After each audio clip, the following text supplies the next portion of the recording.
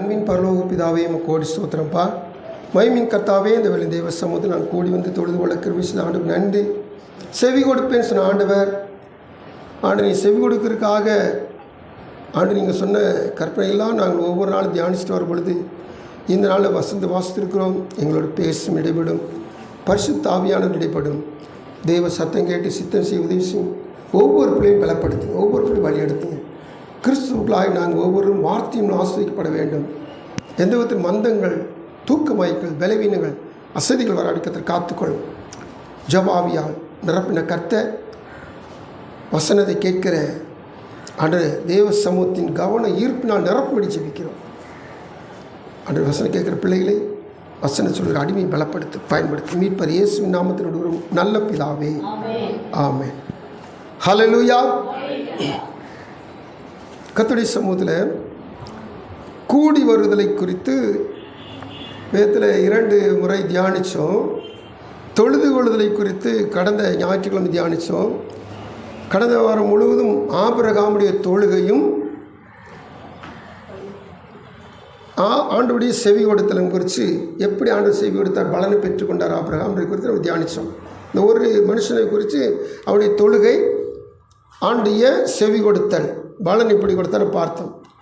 இந்த வாரத்திலும் கூட இந்த தொழுகையை குறித்து ஆண்டு சொல்லுகிற பொழுது எரேமியா 29:12 தொழுகை குறித்து 2 காரியம் சொல்கிறார். என்ன சொல்கிறாரு? 2 சொல். என்னென்ன சொல் பாருங்க. என்னை தொழுது கொண்டு. நீங்கள் கூடி வந்து தொழுது கொண்டுன்னு சொல்லாமல் ஆண்டவர் சொல்கிற வார்த்தையை கவனிச்சு பாருங்கள். என்னை தொழுது கொண்டு. கூடி வந்தாலே என்ன செய்யணுமா? என்ன செய்யணும்? தொழுது கொள்ளணும். கவனமாக இருக்கீங்களா? கூடி வந்துட்டிங்கன்னா நீங்கள் அந்த பாருங்கள், புறம்பாக இருக்கிற காரியங்களை பார்த்து எதுவும் பேசாதீங்க. அல்லேலூயா. கர்த்தருக்கு சோறும். எனக்கு நல்லா தெரியும். அந்த பாருங்கள், உங்கள் முடி இவ்வளோ வளர்ந்துருக்கு, ஏன் அப்படி முடி கட்டையாயிருச்சு, ஏன் இப்படி முடி கழிஞ்சிருச்சுன்னா ஆறாவது வேலை பேசிகிட்டு இருப்பா. உங்களுக்கு தெரியுமா? நீங்கள் ஆச்சரியப்படுறீங்க. ஆமாம், நியூ இயர் அன்னைக்கு, கிறிஸ்மஸ் அன்னைக்கெலாம் இது கண்ணாவில் எடுத்ததா, இது டிஎல் எடுத்ததா அப்படிலாம் பேசுவாங்க. அல்லேலூயா. ஸ்தோத்திரம். யாரும் கட்டாத டிசைனாக இருக்குது, யாரும் போடாத ஷர்ட்டாக இருக்குன்னு சொல்லுவாங்க. ஸ்தோத்திரம். அப்போ கூடி வந்தால் முதலிடம் யாருக்கு? முழுவதும் யாருக்கு? கர்த்தருக்கு தான். நீங்கள் மறந்துடாதீங்க. எந்த காலத்து கொண்டு ஆறான துவக்கத்திலேருந்து முடிவு வரைக்கும் அவருக்கு தான் முதலிடம். அதுதான் நான் சில நேரத்தில் சொல்லுவேன். நீங்கள் இங்கே ஜெபம் நடத்திக்கிட்டிங்கன்னா வீட்டில் உட்காந்துட்டு நீங்கள் உங்கள் செல்ஃபோனில் தேவையில்லாத காரியம் பார்த்துக்கிட்டிங்கன்னா பரலோகத்தின் தேவன் கணக்கு கேட்டாருன்னா நிச்சயமாக நீங்கள் கணக்கு கொடுத்தாகணும். அல்லேலூயா. ஸ்தோத்திரம். நாம் அனாவசியமாக ஆண்டுடைய நேரத்தை உலகத்துக்கு பயன்படுத்தவே கூடாது. நம்ம கவனமாக இருக்கணும். ஆண்டவர் இந்த இடத்துல சொன்னார், நீங்கள் கூடி வந்து என்னை தொழுது கொண்டு. ஆண்டவர் பிசாசு சோதிக்க வந்த பொழுது பிசாசு பார்த்து சொன்னார், 4:10 வாசித்தோம். உன் தேவனாய் கர்த்தரை பணிந்து கொண்டு. இந்த வார்த்தையை கவனிங்க. அவர் ஒருவருக்கே ஆராதனை. யார் ஒருவருக்கே? கர்த்தருக்கு மாத்திரம் ஆராதனை. எந்த காரணத்தை கொண்டும் நீங்கள் உலகத்துக்கு ஆராதனை செஞ்சிடக்கூடாது. உலகத்தை என்ன சொல்லக்கூடாது? ஆராதிக்க போயிடவே கூடாது. கர்த்தருடைய சமூகத்தில் காத்திருக்கிற தேவ பிள்ளைகள், உலகத்தில் நீங்கள் போய் நீங்கள் அநேக நேரங்களில் உலகத்தை பணிந்து கொடுங்க. நமக்கு தெரியாது எப்படி பணிந்து கொடுன்னு சொல்லி. சில சொல்லுவாங்க, காரியம் ஆகுன்னு சொன்னீங்கன்னா கழுதையையும் காலை பிடிக்கணுமா. அப்போ நமக்கு ஒரு காரியம் நடக்கணுங்கன்னா அது கழுதையை போல இந்த மனுஷன், அறிவில்லாத மனுஷன். இன்றைக்கி அறிவில்லாத மனுஷன் அநேகர் பெரிய பெரிய பதவியில் இருக்காங்க, பெரிய பெரிய பொறுப்பில் இருக்கிறாங்க. அவங்க காலை போய் என்ன செய்கிறோம்? பிடிக்கிறோம். ஆனால் ஆண்டுடைய வேதம் சொல்லுது, நீ ஒருத்தன் காலை பிடிச்சின்னா அவனை பணிந்து கொள்கிற அர்த்தம், அவனை ஆராதிக்கிற, அவனை தொழுது கொள்கிற அர்த்தம் இல்லை. உனக்கு காரியம் நடக்குன்னா கர்த்தரை தொழுதுகள், கர்த்தரை மாத்திரம் தொழுதுகள், என்னை தொழுது கொண்டுன்றார் ஆண்டவர். அல்ல, உன் தேவனாய் கர்த்தர் ஒருவருக்கே, உன் தேவனாய் கர்த்தர் ஒருவருக்கே ஆராதனை செய். இன்னைக்கு நாம் உலக வழிபாட்டிலிருந்து விலகி வந்துட்டோம். இன்னைக்கு தேவனாய் கர்த்தர் வந்த நாம் அந்த உன்னதரை மாத்திரம் ஆராதிக்க வேண்டுமே ஒழிய, தொழுது கொள்ள வேண்டுமே ஒழிய, இந்த உன்னதரை விட்டுட்டு மற்ற எதுவுமே நிச்சயக்கூட நான் தொழுது கொள்ளவே கூடாது. கர்த்தருக்கு ஸ்தோத்திரம். ஆண்டவர் இஸ்ரவேல் ஜனங்களை விடுவிக்கிறதுக்கு மோசையை பார்வோன்ட்டு அனுப்புகிறார். பார்வோன்ட்டு அனுப்பும்போது யாத்திராகம புஸ்தகம் 8ஆம் அதிகாரம் 1 வசனம், 8ஆம் அதிகாரம் 20ஆம் வசனம், 9ஆம் அதிகாரம் 1 வசனத்தில் இந்த வசனங்களை வாசிக்கிற பொழுது இந்த வசனங்களை தெளிவாக சொல்லுது. பாருங்க,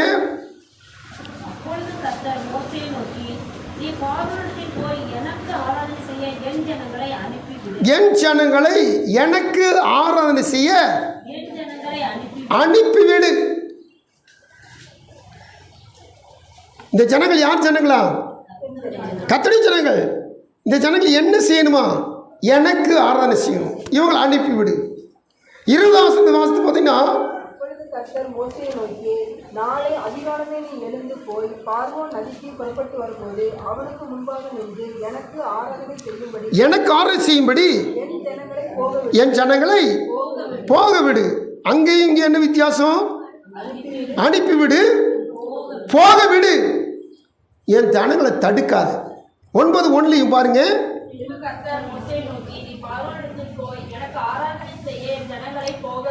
எனக்கு ஆராதனை செய்யும் ஜனங்களை போக விடு. கர்த்தருக்கு ஸ்தோத்திரம். நல்லா கவனித்து பார்க்கணும். ஒரு பார்வோன் என்பது அவனு பிசாசுக்கு ஒரு ஒப்புமையானவன். நல்லா கவனிங்க. இவன் என்ன செய்கிறான்?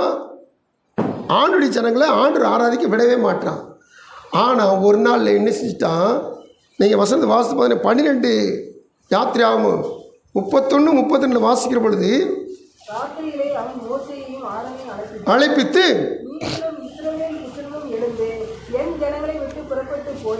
நீங்கள் சொன்னபடியே கர்த்தருக்கு ஆராதனை ஸ்தோத்திரம். போகும்போது என்னை ஆசீர்வதிச்சிட்டு போயிருங்கன்னு சொல்லிட்டான். இப்போ பெர்மிஷன் கிடைச்சிட்டா? கிடைச்சிட்டு. ஆமென். நல்லா கவனிங்க.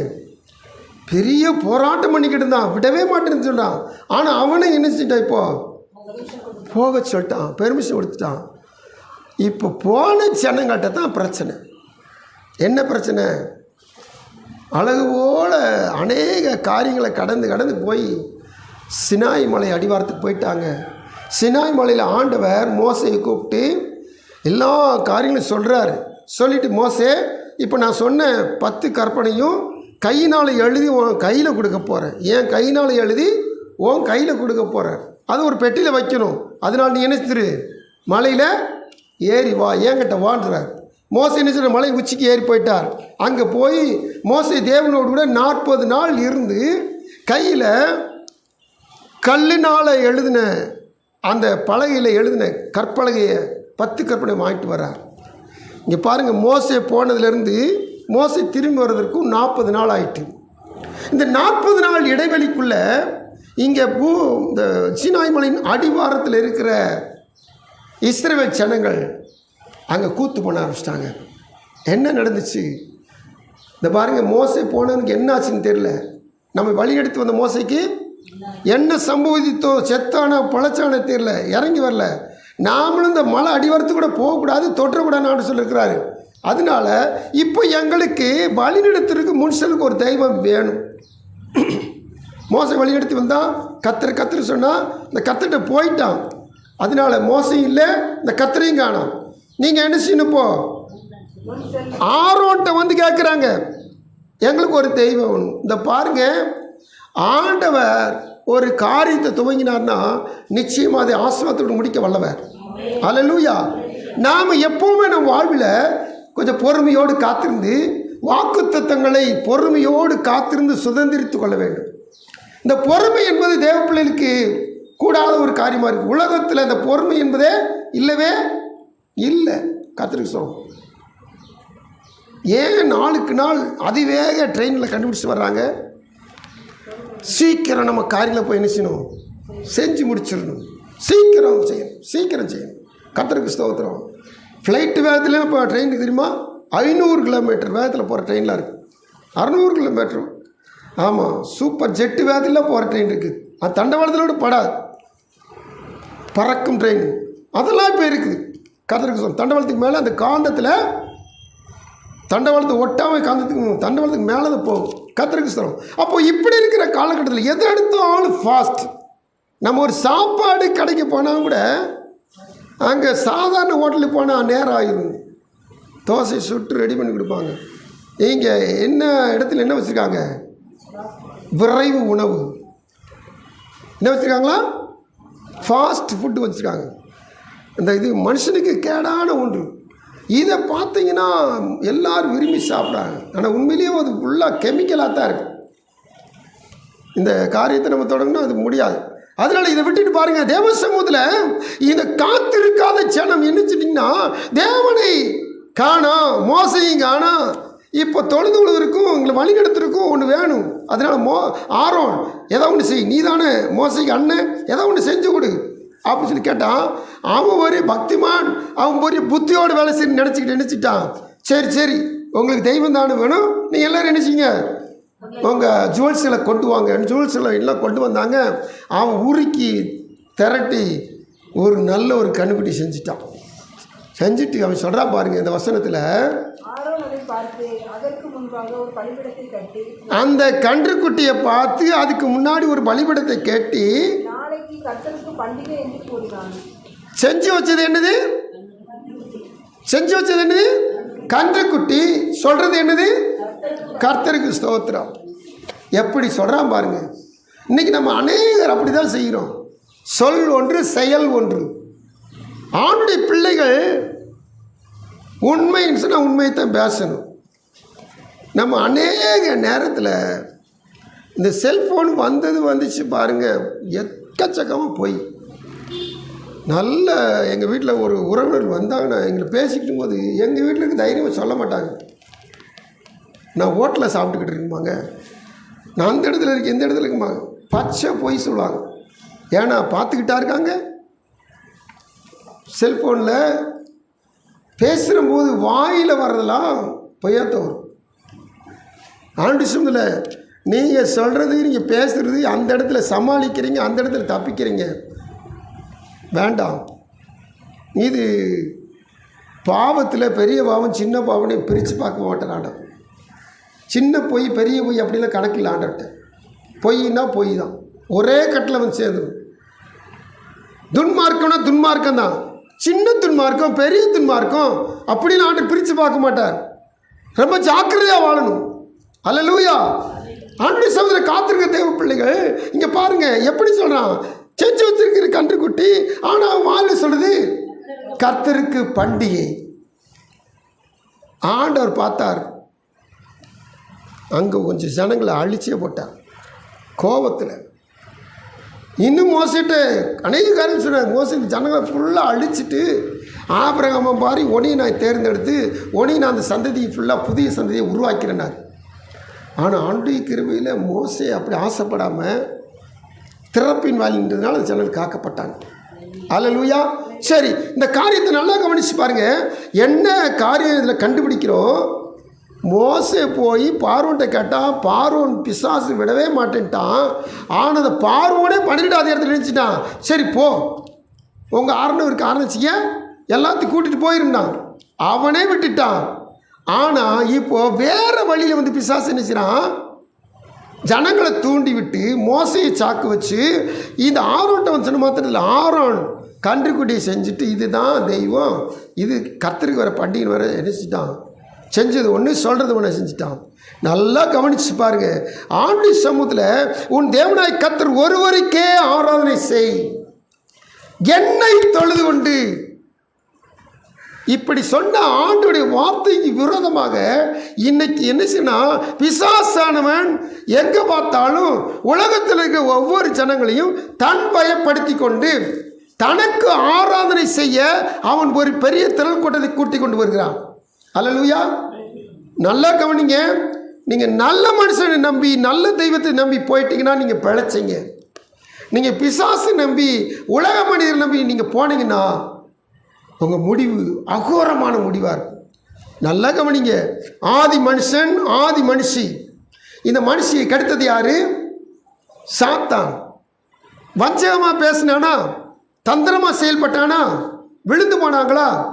விழுந்து போனது நிமித்தமாக தேவனுக்கும் அவர்களுக்கு தொடர்பு இல்லாமல் போச்சு.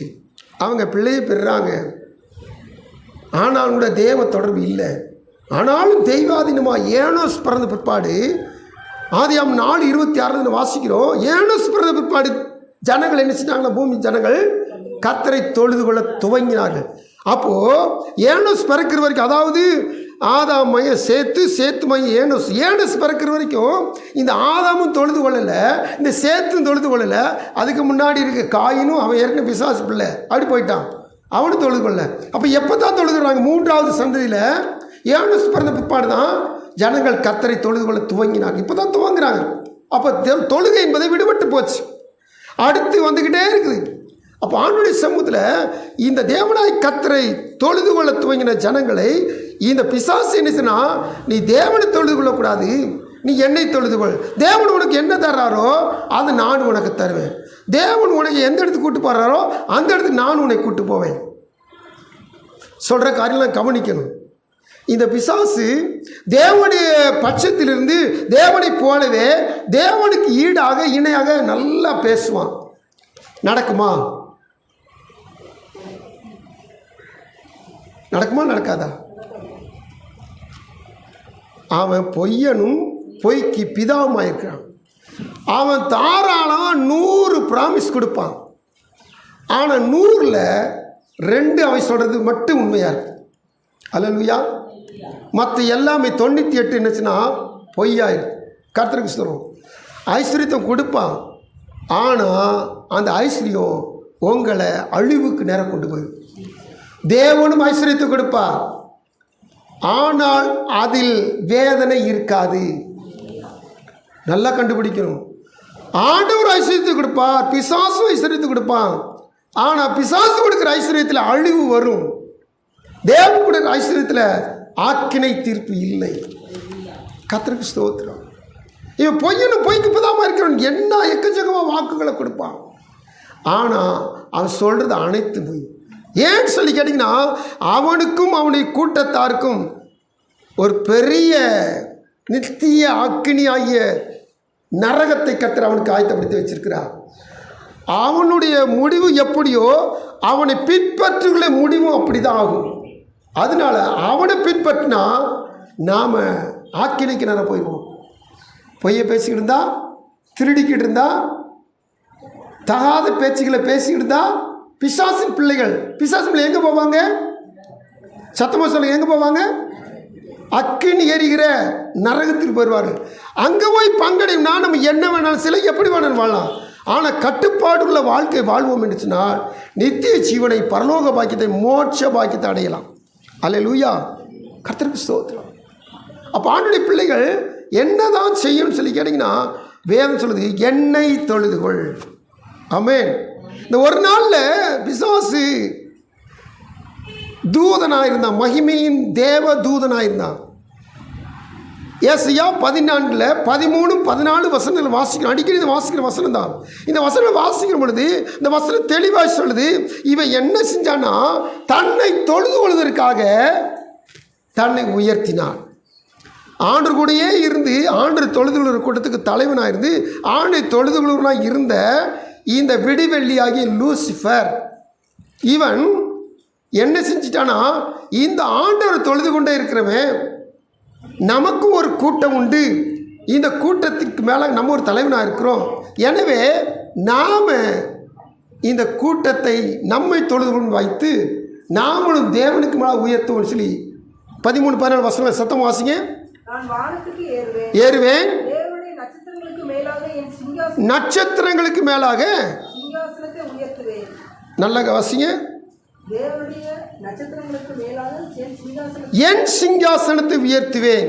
அப்போ இவன் என்ன செய்யறா, தேவன் ஒரு சிங்காசனம் கொடுத்திருந்தாரா இல்லவா, இல்லை இவனா ஒரு சிங்காசனத்தை ரெடி பண்ணிட்டான்னு தெரியல. தேவனுடைய சிங்காசனத்துக்கு, தேவனுடைய நட்சத்திரங்களுக்கு மேலாக என் சிங்காசனத்தை, கவனிக்கிறீங்களா? அப்போ இவனுடைய உள் நோக்கம் என்ன? தேவனை தொழுது கொள்கிற ஒரு 3 தேவதூர் கூட்டம், அதில் ஒரு தேவதூர் கூட்டத்தை இவன் பக்கமாக இழுத்து கொண்டு இவன் செய்கிறான், தேவனுக்கு மேலாக நட்சத்திரங்களுக்கு மேலாக இவனுடைய சிங்காசனத்தை வச்சு இவனை தொழுது கொள்ள. இதனால தான் கர்த்தர் சொன்னார், என்னை தொழுது கொள்ள வேண்டும். எலியா சொன்னார்ல, பாகால் தெய்வமானால் அவனை பின்பற்றுங்கள், கர்த்தர் தெய்வமானால் கர்த்தரை பின்பற்றுங்கள். இப்போ கர்த்தர் சொல்றாரு, என்னை தொழுது கொண்டு. தொழுகைக்கு பாத்திரர், ஆராதனைக்குரியவர், மகிமைக்கு பாத்திரர், கனத்துக்குரியவர் கர்த்தர் ஒருவர் மாத்திரம். கர்த்தர் ஒருவர் மாத்திரம் கனத்துக்குரியவர், துதிக்கு பாத்திர, ஆராதனைக்கு உரியவர். இவரைத்தான் தொழுது கொள்ளணும். ஆமென். இந்த தேவனை தொழுது கொள்ளாமல் நாம் பிசாசை தொழுது கொண்டோம்னா அவன் அடைகிற ஆக்கினைக்கு தான் நம்ம போக வேண்டி வரும். அதனால ரொம்ப ஜாக்கிரதையாக இருக்கணும். கர்த்தருக்கு ஸ்தோத்திரம். அப்போ ஆண்டுடைய சபையில் நம்ம வசனங்களை வாசிக்கிறோம் பாருங்க. ஆண்டுடைய பிள்ளைகள் இந்த ஆண்டவர் இயேசு சொல்லுகிற பொழுது, இஸ்ரவேலை கேள், முன்னாடி கர்த்தர் சொல்லும்போது, இஸ்ரவேலை கேள், நம்முடைய தேவனாய் கர்த்தர் ஒருவரே கர்த்தர். கவனிக்கிறீங்களா? இந்த ஒருவராகிய தெய்வத்தை நாம் ஆராதித்து பணிந்து தொழுது கொண்டோம் என்றுச்சுன்னா இவர் இருக்கிற இடத்துக்கு நம்மளை கொண்டு போய் சேர்ப்பார். இவரை தொழுது கொள்ளாமல்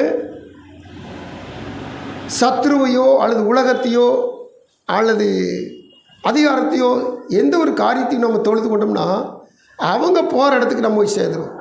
அதனால ஆண்டவர் பிசாசு பற்றி சொன்னார், உன் தேவனாய் கர்த்தர் ஒருவருக்கே. அதை எரேமியா கர்த்தர் சொன்னார், என்னை தொழுது கொண்டு.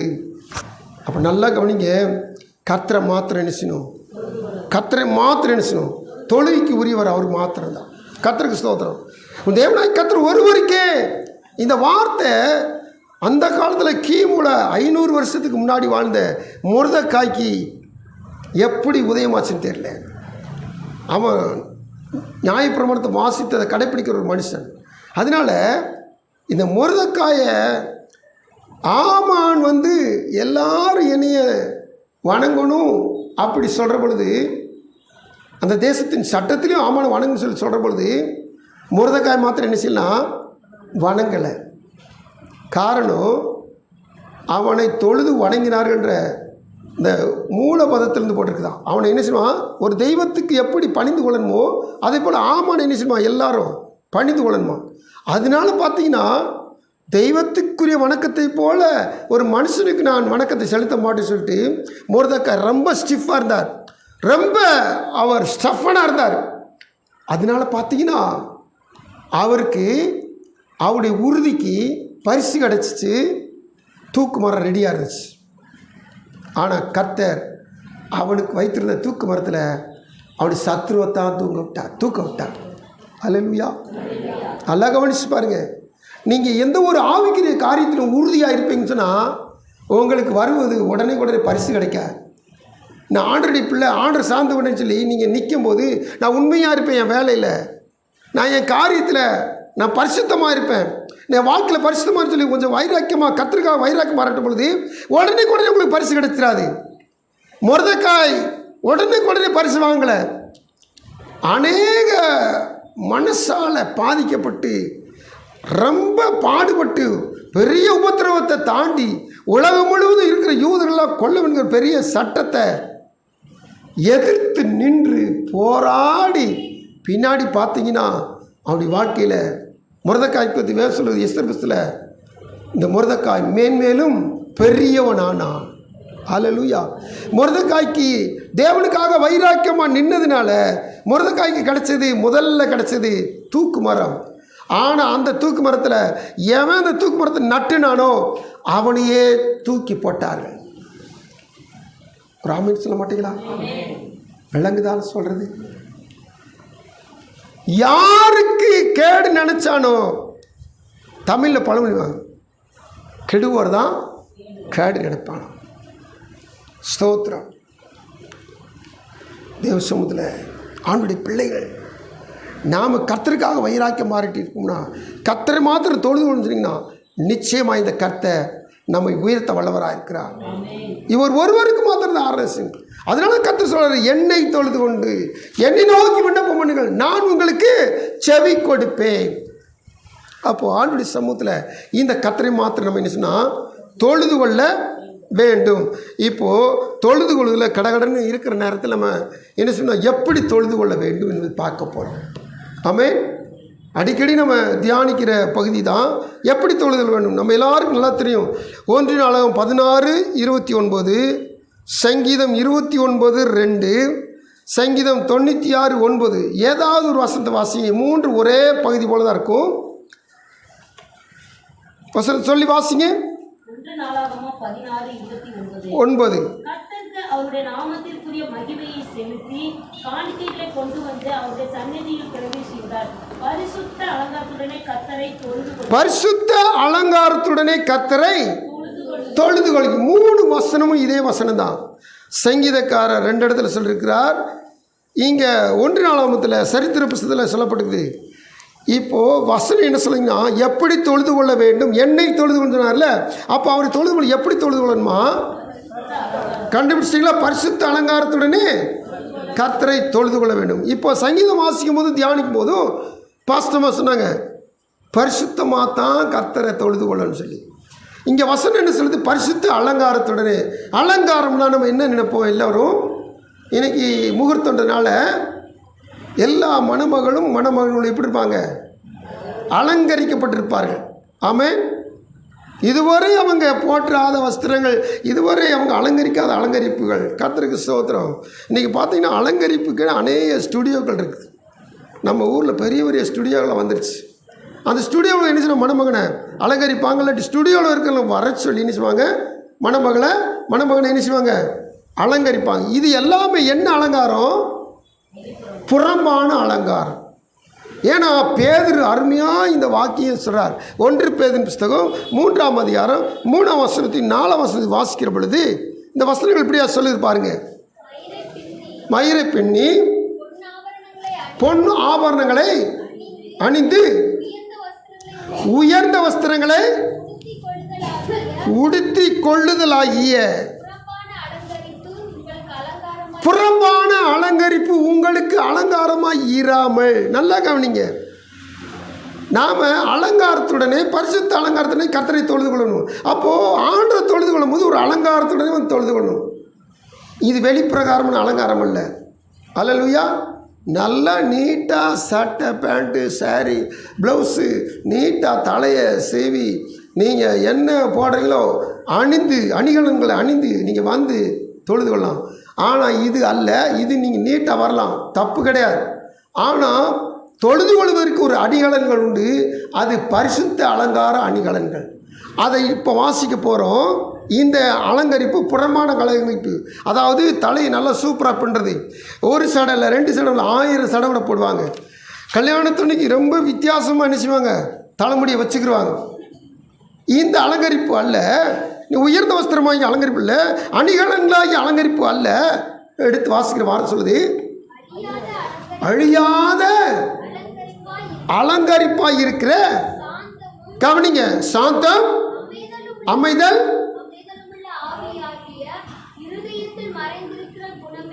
இருதயத்தில் மறைந்திருக்கிற குணமே உங்களுக்கு அலங்காரமாக இருக்க கடவது. எத்தனை பேர் ஆமென் சொல்லுவீங்க? அப்போ பரிசுத்த அலங்காரம் சொன்னீங்கன்னா மறைவான ஒரு அலங்காரம் இருக்குது. அது என்னென்னவா? சாந்தமும் அமைதியும் உள்ள ஆவி. இப்போ இதை எங்கே கொண்டு அப்ளை பண்ண சொல்லி கேட்டிங்கன்னா, நீங்கள் ஆவியின் கனிகளை சொல்லி பாருங்கள். அதில் என்ன வரும்? சாந்தம் வரும், அதில் அமைதல் வரும், பொறுமை வரும். இப்போ நல்லா கவனிச்சு பாருங்கள். அதில் முதல் கனி என்ன வரும்? அன்பு வரும். இந்த அன்புக்குள்ள சகலமும் அடங்கி வரும். அப்போது நல்லா கவனிச்சு பாருங்கள். நான் பரிசுத்த அலங்காரத்துடனே கர்த்தரை தொழுது கொள்ள வேண்டும் என்று சொன்னால், நான் கண்ணீர் நிறைந்த வாழ்வோடு கர்த்தரை தொழுது கொள்ள வேண்டும். ஒருத்தர் கூட ஆமேன்னு சொல்ல மாட்டேங்க. புரிஞ்சுக்கிட்டா சொல்லுங்க. நான் கனி நிறைந்த வாழ்வோடு கர்த்தரை தொழுது கொள்ள வேண்டும். கர்த்தருக்கு ஸ்தோத்திரம். நான் கனியற்ற அந்தகார கிரியிலே இருப்பேன் என்று சொன்னால் கர்த்தரை தொழுது கொள்ளவே முடியாது. ஆனால் கர்த்தரை தேடி வந்த நான் கர்த்தரை பரிசுத்த அலங்காரத்தை தொழுது கொண்டீங்கன்னா அமைதலும் சாந்தமும் எனக்கு கண்டிப்பாக அவசியம். அல்லேலூயா. இதுதாங்க இருதயத்தில் இருக்கிற மறைவான அலங்கரிப்பு. இது சுபாவம். நம்ம சுபாவம் எப்படிப்பட்டதாக இருக்குது? வெளிவேஷம் போட்டுட்டு கர்த்தரை தொழுது கொண்டோம்னா எப்படி இருக்கும்? அவர் உள்ளங்களையும் உள்ளிந்திரியங்களையும் ஆராய்ந்து அறிகிறவர். வெளிவேஷத்தை கர்த்தர் செய்வார், இகழுவார், நியாயத்தீர்ப்பை கொண்டு சேர்த்துருவார். வெளிவேஷத்தில் கர்த்தர்கிட்ட நெருங்கி சேரவே முடியாது. அவனுடைய பிள்ளைகள் ஆண்டு சமூகத்தில் இந்த உள்ளான மனிதன் கர்த்தரை தொழுது கொள்வதற்கு பரிசுத்த அலங்காரம் அவசியமாக இருக்கு. சரி, அடுத்தபடியாக நாம் எப்படி தொழுது கொள்ள வேண்டும்? இரண்டாவது காரியம் 116 சங்கீதம் 12-13 வசனம். சத்தம் வாசிங்க, சீக்கிரம் முடிக்க போகிறோம். 116 12 13. கர்த்தர் எனக்கு செய்த எல்லா உபகாரங்களுக்காகவும் இந்த வார்த்தை அவரை கேள்வி கேட்கிறார். கர்த்தர் என்னென்ன செஞ்சிருக்கிறாரா? உபகாரங்கள் செஞ்சிருக்கிறார், உதவிகள் செஞ்சிருக்கிறார். அதுக்கு நான் என்னத்தை செலுத்துவேன்? இப்போ அடுத்த வசனம் பதில் சொல்லுது பாருங்க. ரட்சிப்பின் பாத்திரத்தை எடுத்துக்கொண்டு நான் எப்படி தொழுது கொள்ள வேண்டும்? பரிசுத்த அலங்காரத்துடனே இரண்டாவதாக ரட்சிப்பின் பாத்திரத்தை எடுத்துக்கொண்டு இந்த பாத்திரம் இந்த சரீரம் ரட்சிக்கப்பட்ட ஆவி ஆத்மா சரீரம், இந்த பாத்திரத்தை எடுத்துக்கொண்டு கர்த்தருடைய நாமத்தை நான் தொழுது கொள்வேன். அல்லேலூயா, ஸ்தோத்திரம். கர்த்தர் எல்லா இடுக்கண்களையும் நீங்களாக்கி ரட்சித்தார்ல, எனக்கு உபகாரம் செஞ்சார்ல. இந்த உபகாரத்தை பெற்றுக்கொண்ட இந்த சரீரம் கர்த்தரை தொழுது கொள்ள வேண்டும். ரட்சிப்பின் பாத்திரத்தை எடுத்துக்கொண்டு நீங்கள் கர்த்தரை தொழுது கொள்ள வந்திருக்கீங்க. வந்ததுலேருந்து நீங்கள் கர்த்தரை அவமதிக்கிற மாதிரி இருந்தீங்கன்னா ஒரு பிரயோஜனம் இல்லை. தேவசமத்தில் உங்கள் முழங்கால்கள் முடக்கிறீங்க. உங்கள் முழங்காலை நிமிர்த்த முடியுமா நிமிர்த்திருங்க. அல்லேலூயா, ஸ்தோத்திரம். உங்கள் சரீரத்தை எவ்வளவுக்கு எவ்வளவு கர்த்தருக்கும்படியாக தாழ்மைப்படுத்த முடியுமோ தாழ்மைப்படுத்திருங்க. உங்களுக்கு முடியலன்னா பிரச்சனை இல்லை. சிலருக்கு முட்டு பிரச்சனையா, ரொம்ப வயசாகிட்டா, அல்லது உங்களுக்கு ஏதாவது பலவீனம் இருக்குதா, நீங்கள் முழங்கால் போட முடியாது, நீங்கள் தேவசமத்தில் உங்கள் சரீரத்தை கீழ்ப்படுத்த முடியாதுன்னா விட்டுருங்க, அது பிரச்சனையே கிடையாது. ஆனால் முடிந்த அளவுக்கு தேவனுக்கு உங்களை தாழ்மைப்படுத்துவதற்கு உங்கள் சரீரத்தை இணங்க பண்ணுங்க. இது ரட்சிப்பின் பாத்திரத்தை எடுத்துக்கொண்டு கர்த்தருடைய நாமத்தை தொழுது கொள்வதற்கு பேர் உதவியாக இருக்கும். அல்லேலூயா, கர்த்தருக்கு ஸ்தோத்திரம். அடுத்தபடியாக மூன்றாவது காரியமாக ஆவியோடும் உண்மையோடும் கர்த்தரை நிச்சயமா யோவான் எழுதின சுவிசேஷத்தில் 4ஆம் அதிகாரத்தில் ஒரு சமாரிய ஸ்திரிட்டு ஆண்டவர் பேசிக்கிட்டே இருக்கிறார். அந்த சமாரிய ஸ்திரிக்கு அநேக வெளிப்பாடு கிடைக்குது ஆண்டவர் பேச பேச. அப்போ அவ கேட்டால், நாங்கள் இந்த மலையில் தொழுது கொள்கிறோம், நீங்கள் எருசலேமில் தொழுது கொள்ளுன்னு சொல்கிறீங்க அப்படி சொல்லி என்ன செய்கிறான், தொழுகையை குறித்து ஒரு டாபிக் எடுத்து பேசுகிறான். அவளுக்கு கொஞ்சம் தெரிஞ்சு வச்சுருக்கா. உடனே ஆண்டவர் சொல்கிறாரு, ஸ்திரியே நான் சொல்வதை கேள். 4:23 முதல் வாசிங்க.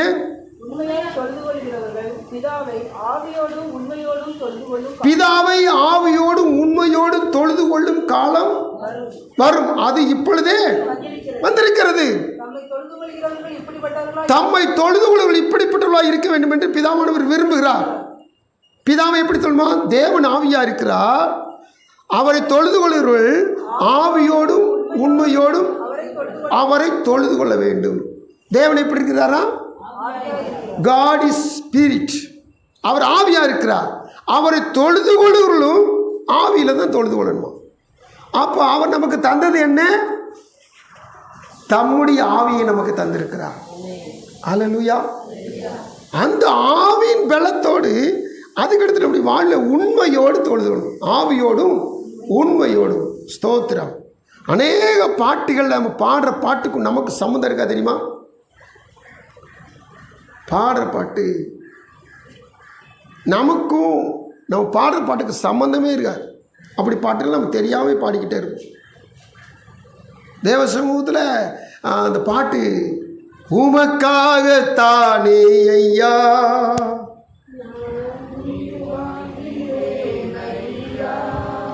உண்மையா? அநேக வாலிப பையங்க இந்த வாலிப பிள்ளைகளை பார்த்து, அல்லது வாலிப பிள்ளைங்க இந்த வாலிப பையங்களை பார்த்து, என் உயிரே உனக்காகத்தான் இருக்கு அப்படி சொல்கிறவன் ஒரு நாள் அது உண்மையே கிடையாது. ஆனால் இந்த ஊழியக்காரர் அப்படி சொன்னார். இதுக்கு அநேக காலம் நடந்திருக்கு. நீ இல்லாமல் நான் வாழவே முடியாது, நீ இல்லாட்டா நான் செத்து போயிடுவேன். இவன் சாகவே மாட்டான், இவன் சாகவே மாட்டான். இவன் எத்தனை பொம்பளை பிள்ளை இப்படி சொன்னான்னு யாருக்கு தெரியும்? சொல்லிட்டு தான் 10ஆவதோ 11ஆவதோ 100ஆவதோ 101ஆவது ஓட்ட வந்து சொல்கிறான். சாக்கிறத இப்போ ஆண்டவர்கிட்ட வந்து உமக்காகத்தானே ஐயா நான் உயிர் வாழ்கிறேன் ஐயா, உண்மையா? தெரியலையா? கர்த்தருக்காக. அல்லேலூயா. இந்த பாட்டு அவர் எழுதி வச்சிருக்கிறார், இந்த சங்கீதம் அவர் எழுதி வச்சிருக்கிறார். நடந்தாலும் படுத்தாலும் எழுந்தாலும் உறங்கினாலும் எப்பவும் நான் சாப்பிட்டு இருக்கிறேன், உமக்காக வாழ்கிறேன். அநேக நேரங்களில் நமக்காகத்தான் நம்ம வாழ்ந்துக்கிட்டு இருக்கோம். அல்லேலூயா. என்னைக்கு இந்த நம்மளை பிள்ளையாக இருக்கும்போது பிரதிஷ்டை பண்ணாங்களோ ஆண்டு சமூகத்தில், இப்போ இன்றைக்கி யார் இருக்கா இங்கே? இப்போது இங்கே இருக்க பார்த்தீங்களா, கிருபா ஜெனிதா, இவளை இந்த இடத்துல வச்சு தான் பிறந்து 1 மாதமோ அல்லது 1.5 மாதத்துலேயோ பிரதிஷ்டை பண்ணோம். அப்போ பிரதிஷ்டை பண்ணும்போது என்ன சொல்லி பிரதிஷ்டை பண்ணுறோம்? பிதா குமாரன் பரிசுத்த நாமத்தினால நாங்கள் தேவனிடத்தில் ஒப்பு கொடுத்து இந்த பிள்ளையை அர்ப்பணித்து செபிக்கிறோம்னு சொல்லி என்ன சொல்லுவோம்? அநேக காரியங்களை ஒப்பு கொடுத்து செபிக்கிறோம். அப்போ இவளை ஒப்பு கொடுக்கிற பொழுது இவருடைய ஆவி ஆத்மா சரீரத்துக்கு யார் உத்தரவாதி? நாங்கள் ஒப்பு கொடுத்ததை கர்த்தர் நாள் வரை காத்துக்கொள்ள வல்லவர், அவர் தான் காத்துக்கொள்வார். அல்லேலூயா. இந்த முழு ஆவி ஆத்மா சரீரத்து இந்த பிள்ளைக்கு கர்த்தர் உத்தரவு. நம்ம ஒவ்வொருவரையும் சின்ன பிள்ளை ஒப்பு கொடுக்குறோம். அப்போது இந்த தேவன் தான் உத்தரவாதி. அல்லேலூயா. இப்போ ஒப்பு கொடுக்கப்பட்ட நாம சுயத்திற்கு மாம்சத்திற்கு உலகத்திற்கு அடிபணிச்சு உலகத்தில் ஒதுங்கி போயிட்டோம்னா அவர் உத்தரவாதத்திலிருந்து விலகிடுவார். ஆனால் என்னைக்கு அவருக்குள்ளே இருக்கிறோமோ அன்னைக்கு வரைக்கும் அவர் உத்தரவாதத்தோடு நம்மை காத்துக்குள்ள பாதுகாக்க வல்லவராக இருக்கிறார். ஆமென், ஸ்தோத்திரம். அப்போ இந்த உத்தரவாதத்தோடு நான் நடக்கிற நாள் வரைக்கும் அவர் என்னை பாதுகாத்துக்கிறவர். இப்போது நான் தைரியமாக சொல்லலாம், உமக்காகத்தான் வாழ்கிறேன் ஆண்டவரே. ஏன்னா அவருடைய கட்டுப்பாடு ஒன்று இருக்குது. வேத பிரமாணம், வேத சட்டம் என் கையில் கொடுத்துருக்கிறார். இதற்குள்ளே என் வாழ்க்கையை கட்டமைத்து நான் நடக்கிற பொழுது நான் கர்த்தருக்காக வாழ்கிறேன். அல்லேலூயா, ஸ்தோத்திரம். தேவ சமூகத்தில் அவர் பிரமாணங்களை நான் கைக்கொள்கிற பொழுது நான் தேவனுடைய சமூகத்தில் தேவனுக்காக வாழ்கிறேன். அப்போ நிச்சயமாக தேவன் என்னுடைய யாவையும் பொருட்படுத்திக் கொள்ள வல்லவராக இருக்கிறார். அல்லேலூயா, கர்த்தருக்கு ஸ்தோத்திரம். அதுக்கடுத்து வெளிப்படுத்தின விஷயத்தில் 5ஆம் அதிகாரம் 14 வசனம், 19ஆம் அதிகாரம் 4 வசனம், ஏதாவது ஒரு வசனம் வாசிங்க.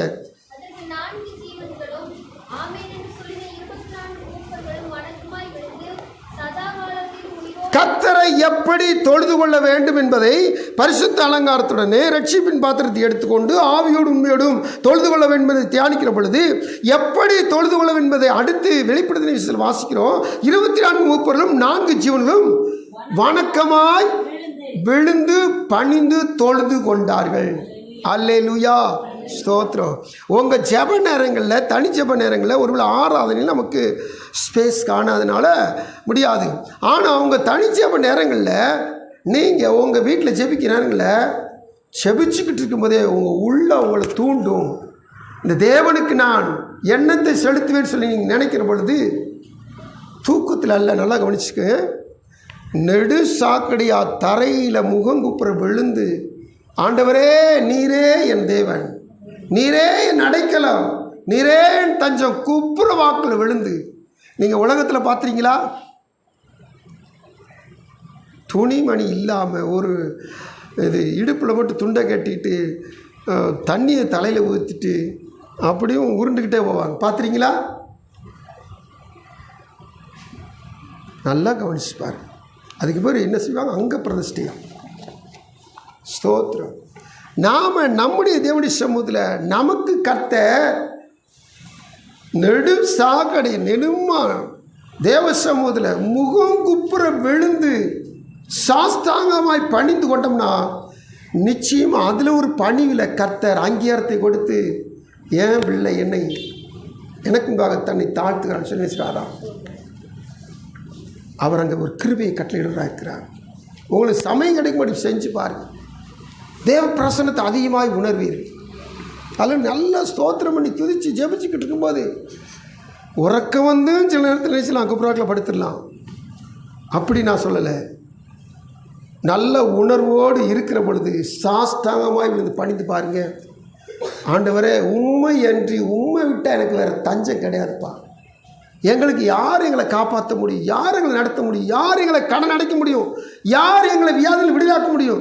யார் எங்களை தொந்தரவு காப்பாற்ற முடியும்? இந்த தூற்றுதலுக்கும் ஏசுதலுக்கும் இந்த உலகத்துடைய எல்லா விதமான தாக்கங்களுக்கும் எங்களை விலக்கி காக்கிறவர் நீ தான்.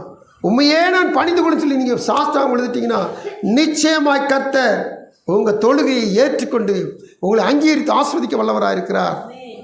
ஹல்லேலூயா, ஸ்தோத்திரம். அப்போ எப்படி தொழுது பார்த்தோம். இப்போ தொழுது கொள்கிறவர்கள் நன்மையை கடகடன்னு பார்த்து நம்ம முடிச்சிருவோம். என்னன்னு சொல்லி கேட்டிங்கன்னா, யாரெல்லாம் கர்த்தரை தொழுது கொள்கிறாங்களோ அவங்களுக்கு வேதவசம் சொல்லுது. ரோமர் 11:12 தொழுது கொள்கிறவர்களுக்கு ரோமர் 11:12 ஐஸ்வர்ய சம்பன்னர். அல்லேலூயா. சீக்கிரம் வாசிங்க.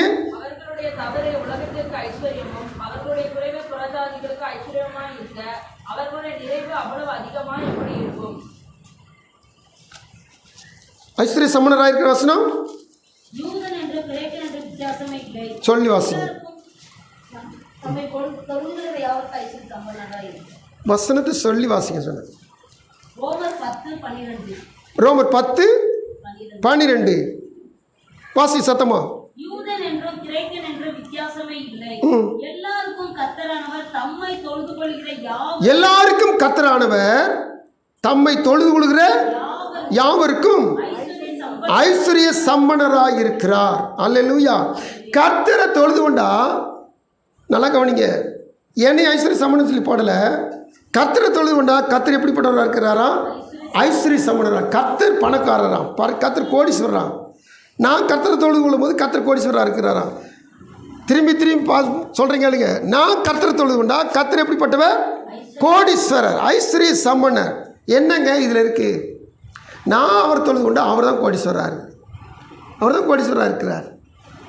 அவர் கோடீஸ்வரராக இருந்தால் அவர் கோடிகள் அனைத்தும் எனக்கு தான் சொந்தம்.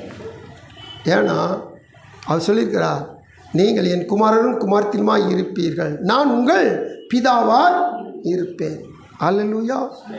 இந்த பிதாவுக்கு எவ்வளவு ஐஸ்வர்யம் இருக்கோ அத்தனை அந்த பிள்ளைகளுக்கு அந்த ஐஸ்வர்யம் சொந்தம். நான் எப்பொழுதெல்லாம் தொழுது கொள்கிறேனோ எனக்கு ஐஸ்வர்யம் வருதுன்னு அர்த்தம்.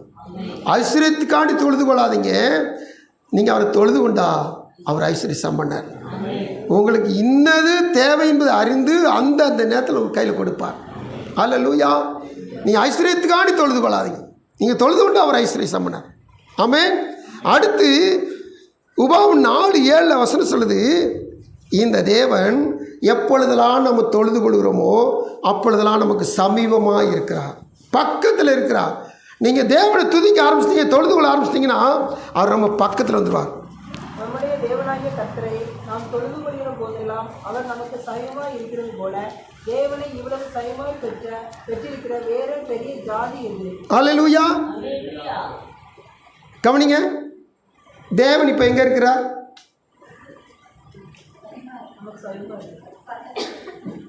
தேவன் எங்கே இருக்கிறார்? என் பக்கத்தில் இருக்கிறார்.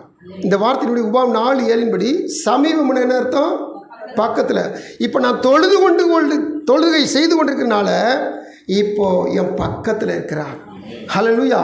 அவரை பற்றி வேதம் சொல்லுது, இவர் எப்படிப்பட்டவரா? சேரக்கூடாத ஒளி தனில் வாசம் செய்கிறவர். சூரிய பிரகாசம் அது பயங்கரமான வெக்க. இப்போ எல் நினோன்ற பருவநிலை மாற்றத்திற்கு பயங்கரமான வெக்க. அப்போ அந்த சூரியனுடைய பக்கத்தில் போய் என்ன எப்படி இருக்கும்? கடுமையாக இருக்கும். அது சொல்லி வர்ணிக்க முடியாது. இந்த சூரியனை போல் ஆயிரமான சூரியனும் பிரகாசமுடையவர் நம்முடைய தேவன். அவ்வளவு வெக்கை உடையவர், அவ்வளவு வெளிச்சம் உடையவர், அவ்வளவு பிரகாசம் உடையவர். இவர் சேரவே முடியாது யாரும். ஆனால் இப்போ நான் அவரை தொழுது கொள்ளும்போது அவர் என் அருகில் இருக்கிறார். ஸ்தோத்திரம், அல்லேலூயா, ஸ்தோத்திரம். முடிவா வசனம் சொல்லுது. அப்போஸ்தலர் 2:21, ரோமர் 10:13 சொல்லுது, நான் இவரை தொழுது கொள்ளும் போதெல்லாம் இவர் என்னை ரட்சித்து காப்பாற்றுகிறவர். அல்லேலூயா. கர்த்தருடைய நாமத்தை தொழுது கொள்ளும் ரட்சிக்கப்படுவான். ஆமென். ரட்சிக்கப்பட்டேன், ரட்சிக்கப்பட்டு கொண்டிருக்கிறேன், நான் ஒரு நாளில் ரட்சிக்கப்படுவேன். கர்த்தருடைய நாமத்தை தொழுது கொண்டாதான் இந்த பூரணமான ரட்சிப்பு நமக்கு கிடைக்கும். எல்லாரும் கண்கள் விட்டு ஜெபிக்கலாமா? எங்கள் அன்பின் ஆண்டவரே கோடி ஸ்தோத்திரப்பா. மகிமை பிதாவே, இப்போது தேவ சமூகத்தில் நாங்கள் கூடி வந்து கர்த்தரை தொழுது கொள்ள, அதுவும் கர்த்தரை மாத்திரம் என்ற வார்த்தையின்படி ஆண்டரே, பிசாசு அநேக நேரங்களில் எங்களை அவன் வயப்படுத்தி கொண்டு அவனை தொழுது கொள்வோம் இழுத்து சென்றாலும் என் தேவனாய் கர்த்தர் ஒருவரே ஆராதனைக்குரியவர். தொழுகைக்கு பாத்திர உம்மை ஒருவரை மாத்திரம் தொழுது கொள்ள உதவி செய்யுங்க. அப்படியே தொழுது கொண்டு நாங்கள் பரிசுத்த அலங்காரத்துடனே ஆண்டவர் ரட்சிப்பின் பாத்திரத்தை எடுத்துக்கொண்டு ஆண்டவருடைய சமூகத்தில் நாங்கள் கர்த்தரை தொழுது கொள்ள ஆவியோடும் உண்மையோடும் ஆண்டவரை வணக்கமாய் பணிந்து விழுந்து தொழுது கொள்ள உதவி செய்யுங்க. நாங்கள் போய் தொழுது கொள்ளும் பொழுது எங்களுக்கு ரட்சிப்பு உண்டு. அந்த கடைசி கால பரலோகத்துக்கு சேர்க்கிற அந்த ரட்சிப்பு பெற்றுக்கொள்ள எங்களை வழியெடுத்துங்க. அன்பின் ஆண்டவரே, வார்த்தையை பகிர்ந்து கொடுத்த தேவன் ஸ்தோத்திரம். ஆண்டரே, வார்த்தை கேட்ட பிள்ளைகளையும் சொன்ன அடிவையும் பலப்படுத்தும். நாங்கள் உம்மை மாத்திரம் தொழுது கொள்ள உதவி செய்யும். மீட்பர் இயேசுவின் நாமத்தில் விடுகிறோம். ஜெபம் கேளும் நல்ல பிதாவே, ஆமென்.